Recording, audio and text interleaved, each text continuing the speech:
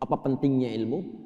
Sampai Al-Imam Asy-Syafi'i pernah mengatakan, man arada dunya fa'alaihi bil ilmi. Kalau ingin sukses dunia, mesti pintar, mesti punya ilmu, belajar.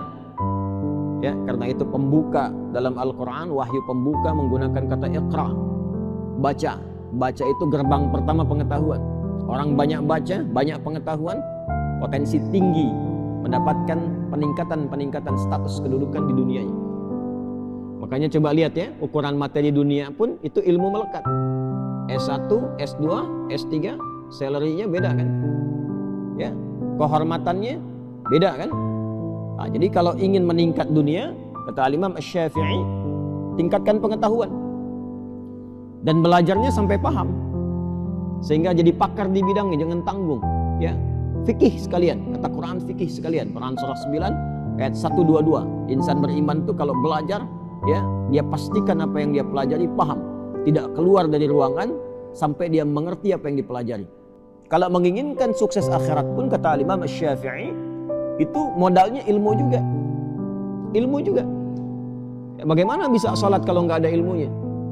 Ya, bagaimana bisa zakat dengan benar kalau nggak tahu ilmunya? Kepada siapa dikeluarkan? Kalau nggak tahu ilmunya, nggak paham cara menunaikan sholat, nggak tahu bilangannya, besok-besok nanti subuh 4 rakaat. Ya, kalau nggak tahu tentang ilmu akidah dengan benar, didoktrin orang, tiba-tiba tembak orang, bom orang, bunuh orang dengan cara yang tidak benar, alih-alih pengen ke surga, masuknya neraka jahanam, nggak keluar-keluar. Karena itu, saking tingginya ilmu, hal pertama yang diberikan kepada Adam alaihissalam sebelum turun ke bumi itu bukan harta, bukan kedudukan, tapi ilmu. Quran surah kedua ayat 31. وَعَلَّمَ آدَمَ الْأَسْمَاءَ كُلَّهَا. Dan Allah mengajarkan kepada Adam semua jenis potensi pengetahuan, semua jenis pengetahuan yang menjadikan ia mudah menjalani kehidupan di bumi. Semua diajarkan ilmu.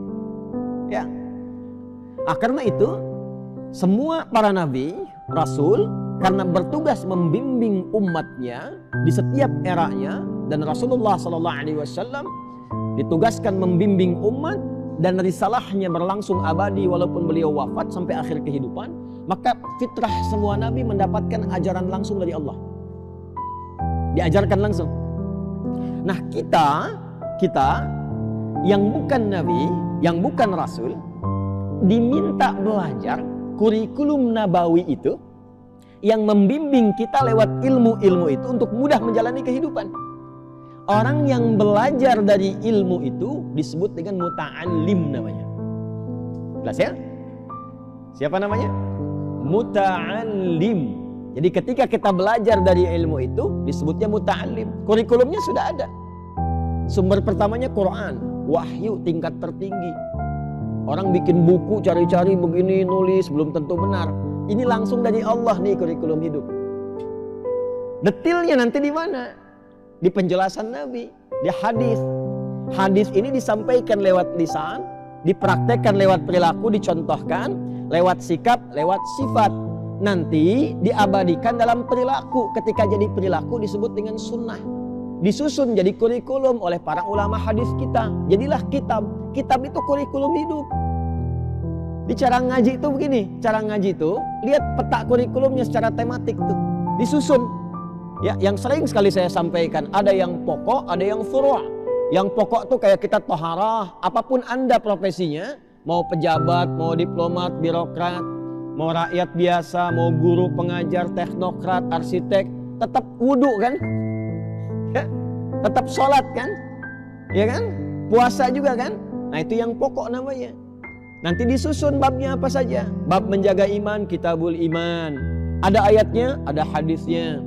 Apalagi misalnya bab taharah, ya, bab tentang sholat, disusun babnya, ada ayatnya, ada hadisnya. Nah, nanti yang sifatnya furu', cabang pilihan kehidupan, tuh milih sesuai passion, bakatnya masing-masing. Yang mau bisnis, nanti ada bimbingan bisnis disebut dengan kitabul buyu'. Yang di pemerintahan nanti ada kitabul imarah.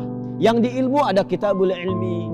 Semua ini sudah dihimpun oleh para ulama hadis kita. Dimudahkan kepada kita bentuknya kurikulum.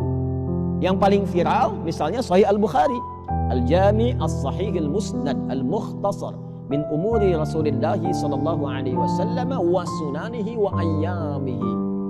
97 kurikulum hidup, 97 bab topik.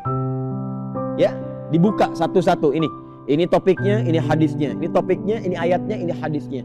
Tinggal kita buka profesi kita apa, pelajari yang pokok, pelajari yang furu'. Kalau pengen lompat ke masalah ibadah saja, cari kitab sunan.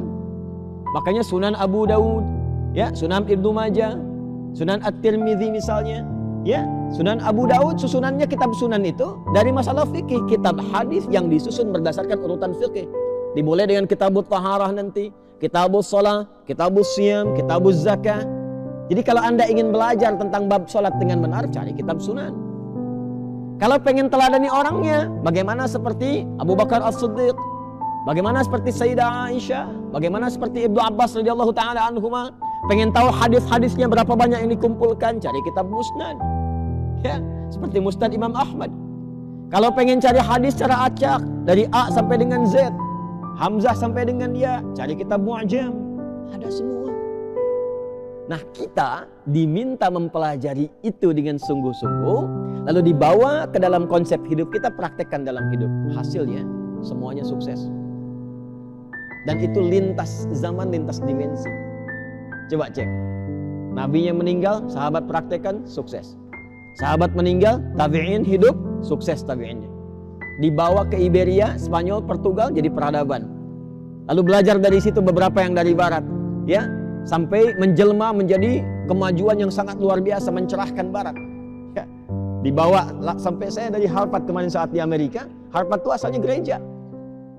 Gereja asalnya. Dan di situ belajar dari spirit masjid. Di masjid itu dulu bukan hanya fungsi ibadah, orang belajar.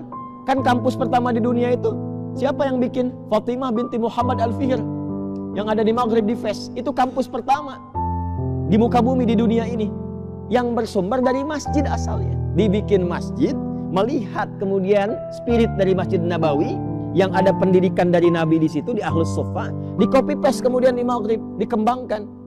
Materinya diperbanyak. Di situ ada matematika, ada fisika, ada kimia, selain tafsir, hadis dan sebagainya. Eropa datang ke situ. Ya, pada belajar ke situ, termasuk utusan-utusan gereja belajar ke situ. Ya, dan itulah beliau yang ahli siyam, ahli tahajud. Fatimah binti Muhammad Al-Fihr ini ahli puasa, ahli tahajud. Dari Qairawan asalnya, dari Tunisia. Saya pernah ke Qairawan. Dan itu yang pertama kali mendesain toga. Toga wisuda itu yang desain itu perempuan orang Islam. Gak banyak orang tahu itu. Makanya awalnya segi 4 hitam kan? Ya, itu spiritnya dari Ka'bah. Ini bukan ilmu takatik ya. Ini nyata ini. Baca. Ya, baca. Ini asalnya dari Ka'bah, 4 sudut, 4 sisi, warnanya hitam. Maksudnya apa? Sekalipun sudah banyak ilmu, tawadhu, hadapkan dirimu. Walli wajhaka syatral masjidil haram. Niatkan ikhlas karena Allah. Ditarik ke kita jadi kopiah. Hitam tuh. Makanya tidak disebut qalansuah. Bahasa Arabnya kan bukan kopiah ini, peci ini. Taj atau qalansuah. Kenapa dibilang kopiah? Dari kata khufyah. Khufyah itu takut, tunduk. Kalaupun banyak ilmu tuh menunduk. Jangan sombong. Kalau udah pakai kopiah itu tunduk, jangan sombong. Kalaupun mau banyak, jangan mudah salahkan orang. Ya, tenang, baik. Pakai baju koko, baju takwa, walibasu takwa dzalika khair. Bawahnya sarung. Kok sarung? Kan bahasa Arabnya izar. Kenapa bukan izar? Dari syar'an, sarungan. Hidup itu pakai syariat, syar'an. Hiduplah dengan syariat. Gunakan takwa. Kalau sudah soleh, tunduk. Kakinya pakai baqiyak. Al-baqa' wal yakin. Itu asalnya. Makanya orang pesantren pakai baqiyak kan? Ya, baqiyak itu dari mana katanya itu? Al-baqa' wal yakin. Ya, melangkah dengan yakin pasti. Wal baqa' lillah, karena Allah. Itu asalnya. Orang tua kita itu tidak banyak dulu materinya, cuma dipraktekkan. Orang sekarang banyak materi nggak dipraktek-praktekan gitu. Banyaknya diperdebatkan.